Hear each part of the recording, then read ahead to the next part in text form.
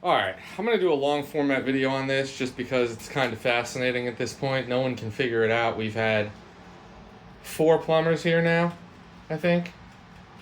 Well, technically 5, actually. So let me back up and give everyone the Sparks notes on what's going on here. So this is a 100-year-old building, give or take. This is the shop bathroom, and then in the office there's a bathroom. They're back to back, so the toilets sit back to back, the sinks sit back to back. This just goes down, has a little flat, and then comes back up into the other toilet. And then there's a cross like this. That's the best we can get from what we've seen with a camera, is that there's a cross, and then these two basically do a loop. You go in there, you can come out the other toilet, vice versa. We think that this goes over to the sink here, which actually used to be a urinal, if you look.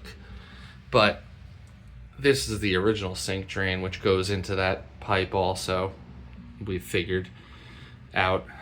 So, anyway. It clogs up from time to time. Usually it's a lot of hand cleaner, which is sand-based. So we figure we're sand-locked somewhere, which other people have pointed out, and it's true. Most likely that's the case. You're just literally packing sand into the pipe. So anyway, we've had people here. They try to snake it. They can't get to where they need to go. There's also, up through this wall, there's a vent. 2 vents, actually. I guess one for each toilet or one for each sink, however that works. And then they tee and go up to a single pipe. They tried snaking down that pipe also. No matter what we do, you get about 16 feet. One guy said 12 feet, another guy said 18 feet. I myself snaked it and got 16 feet, and then you hit a wall. It's a wall, though. It's like you're hitting something hard, like a house trap, almost. It doesn't seem like it's organic matter. It's some sort of, most likely a trap of some sort.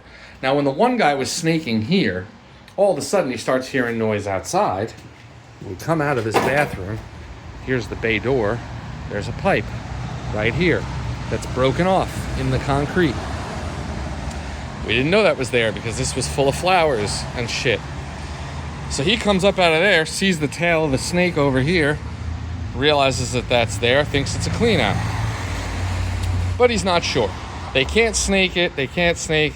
They send another guy down with a camera. He puts his camera in. He can't figure out what's going on. Then the senior guy comes down with his sniffer and the camera and tells us, oh, there's a trap right here. You got to break up the concrete. There's definitely a trap right there. Well, guess what? There's no trap right there. We broke up the concrete. I can feel this pipe down there. It goes straight this way along the building. So today we dig a little further, just the dirt, and we find that this whole section's already broken up. Someone else did that before.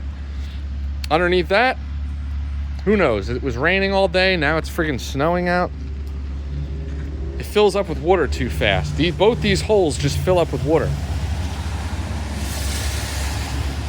So I guess when it's dry out, I'll shop vac all the water out and dig and see what I can find. But if it was a trap, it would have been there. It would have been somewhere that you can feel. It wouldn't be, all the way down. It should be a little higher than everything else.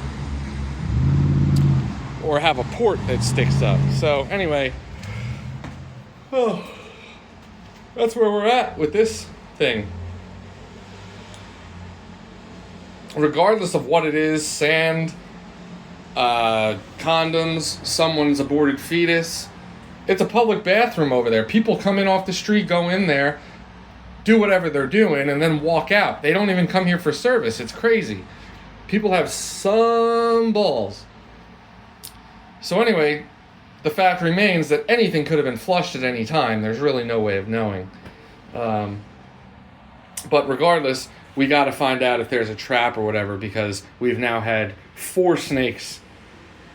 Well, actually, we've had 7 snakes in all the different holes here, and no one can get past, let's say, 18 feet at most.